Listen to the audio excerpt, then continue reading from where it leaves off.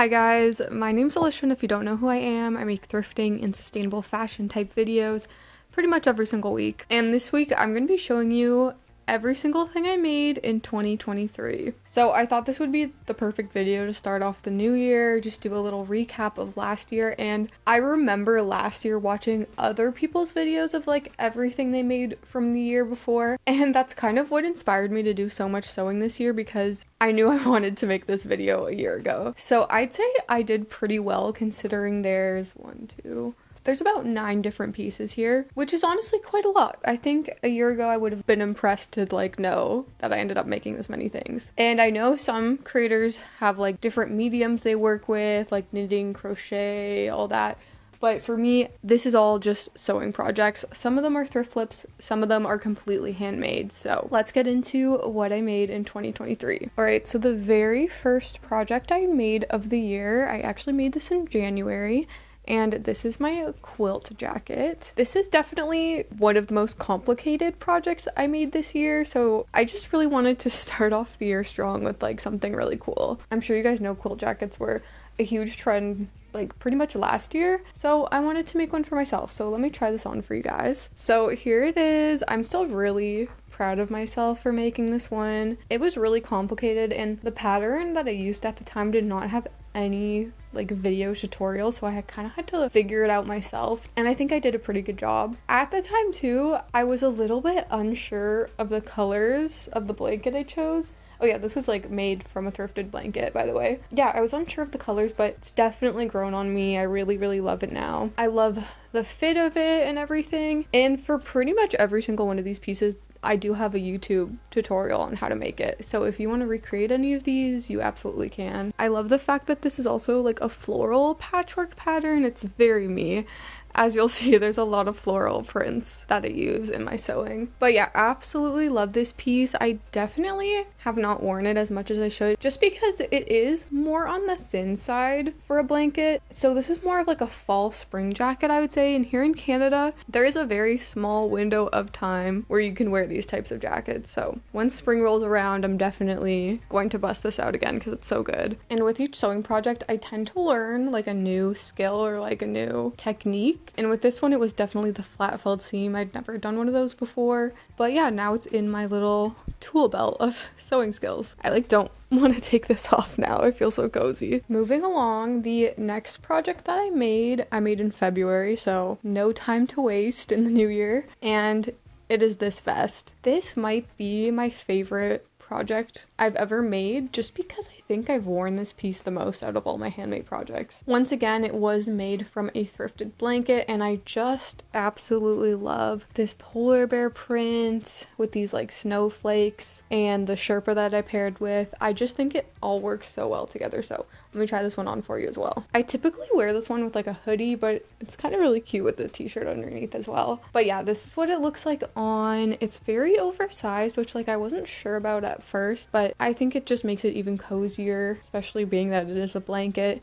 And you know, it can fit easily over top of sweaters and stuff. I even added pockets to the sides to make it like super functional, and then this little drawstring at the front. But this is like a unique, one-of-a-kind piece. Like nobody else will ever be wearing this. But once again, I feel like I just unfortunately can't wear this vest as much as I want to. Vest weather in Canada is a very small amount of time before it's just full-on jacket weather. But I will definitely be keeping this for years to come, so there will be plenty of opportunity to wear it over the years. Next up, we have 2 dresses that I made in April. One is a thrift flip and one is completely made from scratch. Let's just start with the thrift flip one, which is this dress. Although the thrift flip was like really easy on this one, I pretty much just like added this skirt to this top. I don't know, I wanted to include it in this video because I just feel like it is a significant piece. It is very special because Kathleen Illustrated did thrift the yellow dress for me that I used to do the thrift flip, so that's super cool. So yeah, let's try this one on. I forgot that I actually made this cute little headband to match as well, but for this one I was totally inspired by all of the 90s dresses that use a mix of denim with florals, and I had been on the hunt for one for years and just couldn't find it. So it was Kathleen actually who had the genius idea of why don't I just do a thrift flip, which would be so easy, and that's exactly what I did with the dress that she gave me. And like honestly, it could not have turned out better. the way the blues match with the denim. And I just absolutely love this like floral plaid print. Like, it's so cute and honestly just so me, which is why I'm so confused why I never actually wore this one last year. And maybe it's like the headband, like I feel like it's a bit much, so I would probably just stick to the dress. This dress is adorable.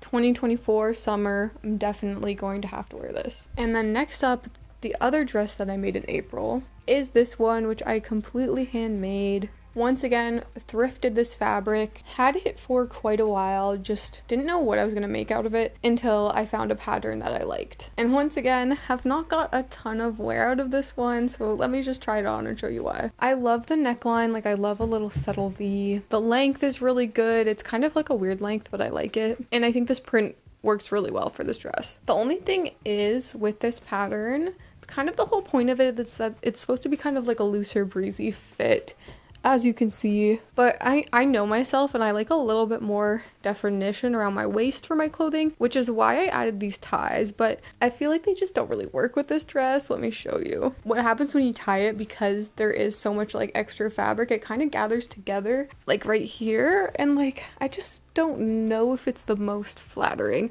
I don't know, maybe I'm crazy, maybe I'm overthinking it, but that's kind of what has put me off of this dress, which is frustrating because it took a long time to make. As you can see too, it kind of like pulls down a bit. I mean, I usually wear like a t-shirt under this anyway, so that's not a big deal, but kind of already adjusted the strap, so I don't know why it's doing that. I don't know, the more I look at it, I'm like, wait, this is actually really pretty. I even added like the slit in the side, which is kind of pointless because this dress isn't really long enough for it. But anyways, I have worn this one out before, so that's good, but I'm gonna try to wear it again this summer as well. And this was my first time doing a French seam, and it absolutely blew my mind, so another sewing skill that I learned this year. Next up, we have another duo, which is my little 70s matching set. This one's a combination of thrift flip and handmade, but basically my sister had a 70s themed birthday party this year, so you know I had to make my outfit. So let's try it on. Here's the set on. We got the tank top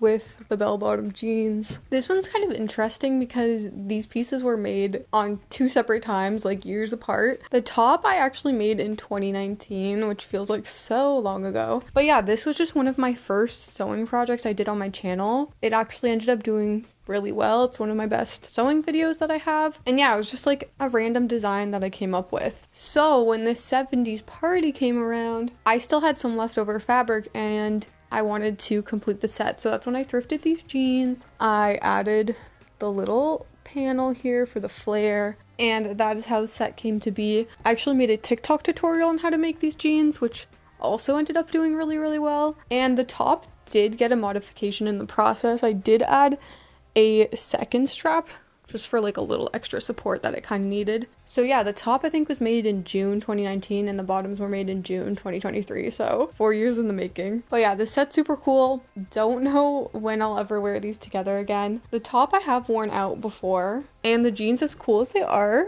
I almost regret doing the thrift flip just because they fit so good, and like these could totally be like an everyday kind of jean for me. I mean, I could reverse thrift flip, it'd be pretty easy, but it's okay. I have enough jeans. We're gonna keep this one as it is. Moving along to another item that is a little bit of a throwback. This one I am kind of cheating with because it was not made in 2023. This one was actually made in 2021, but I wanted to include it in this video just so it gets the appreciation it deserves, but also I do associate it with 2023 because I did wear it to the Barbie premiere, and that's the only time I've ever worn it, so let's try it on. Once again, I did make a little matching bandana, but once again, I think I'm just gonna take it off because I feel like it's just a little too much. This, I'm pretty sure, is the very first dress I ever made, and considering it's pretty complicated actually. This one was based off of a dress that my mom had in the 90s, and I just really loved the silhouette of it and the construction. I thrifted this adorable little pink floral fabric from the thrift store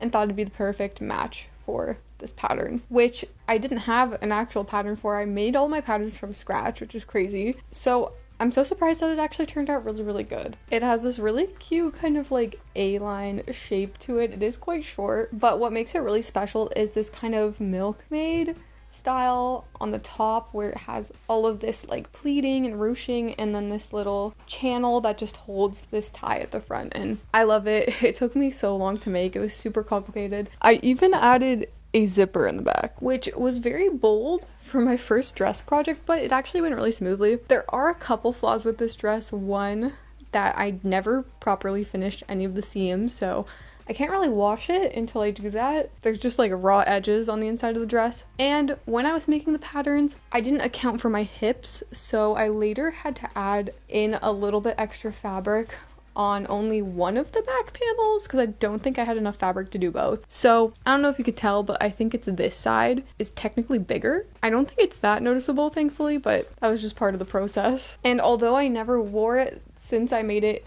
it ended up being the perfect outfit to wear for the Barbie premiere. So it got its worth after all, and we'll see if we can bust it out for 2024 as well. So moving on to the next thing I made in 2023 was actually this bucket hat. Come to think of it, this is the only thing I made that kind of has like a mixture of mediums, sewing of course, and then I actually tried a new technique of cyanotype printing. So it's basically just like a type of dye that when it's exposed to the sun turns blue. So basically if you put anything over top of it, that will stay white. As you can see, I just used like flowers and leaves and stuff, and I think it turned out really cool. Although it looked super good right after I did it, but over time it's almost like the cyanotype has not faded but like burnt.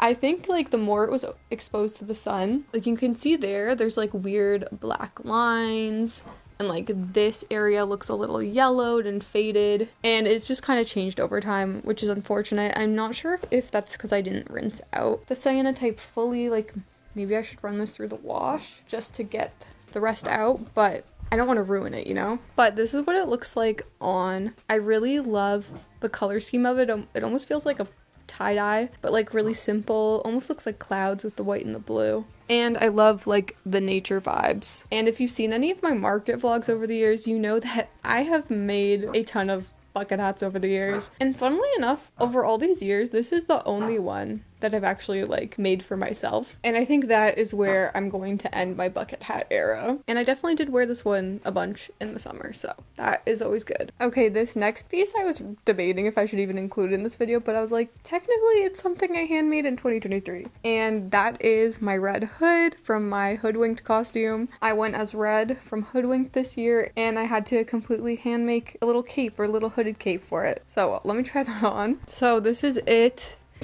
It's technically missing a piece that's under a pile of clothes that I don't want to dig through right now, but it's just like the neck piece that goes here. I mean, this one's just silly. It has the little pointed hood, but yeah, it was a really fun costume to make this year. Although I don't really know what to do with this now. I guess I'll keep it, but I don't know if I'll ever be able to reuse it. But yeah, just wanted to include that for fun. And then the very last thing that I made in 2023, definitely my best piece in terms of construction and how I made it, but also definitely one of my favorite pieces as well, which is my little plaid patchwork dress that I just made this past November. So let's try it on. And here it is. I'm just so happy with how this dress turned out. I had thrifted both of these fabrics, of course, and I originally wasn't planning on pairing them together, but I think it worked out so well. I love just the fun, flowy baby doll shape of this dress. Plaid patchwork specifically was kind of a trend this year in 2023, so I had to include it in one of my projects. Once again, a piece that I did not have a pattern for. I actually completely made the pattern myself, and I just think it turned out so amazing considering. I did use a new technique that I learned this year for this piece, which is just the ruched panel on the back, which I think just like works so well with this style of dress, and it's just something different rather than having like a zipper back there. And yeah, I just think it's so cute, so fun.